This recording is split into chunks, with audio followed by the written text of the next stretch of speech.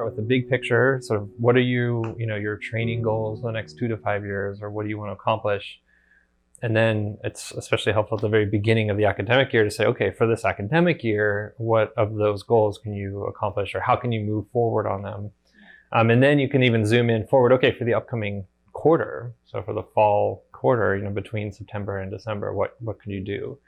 And now we've started to break down the fall quarter into the 5 sprints. So we do 5 2-week sprints for each term. And we'll just plan out, like sprint by sprint, what are the big goals and how do they connect up to your yearly goal and how do they connect up to your 2 to 5 year plan? Mm-hmm. So that's great because the students, it's so helpful, and me too, not just the students, to have the space to plan, to think about your big picture goals, and then it really helps you prioritize.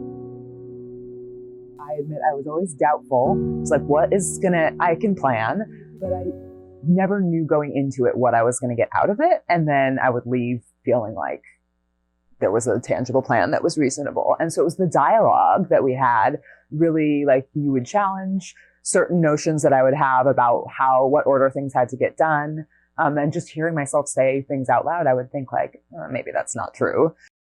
And then I'm planting the seed in your mind about, what I'm committing to and why. And then there was follow up later when it did work or didn't work. So it was just a different process rather than just being in your own head, deciding to do something, succeeding or failing, and not ever really processing what happened.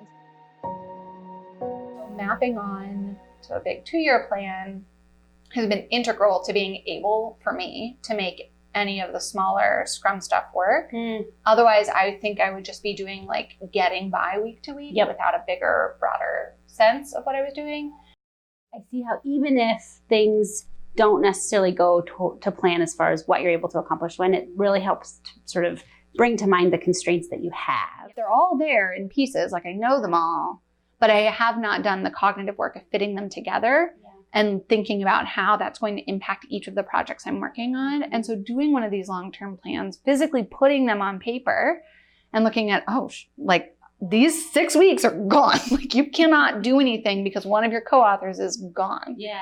So how are you going to shift things to plan around that? Yeah. That's been invaluable.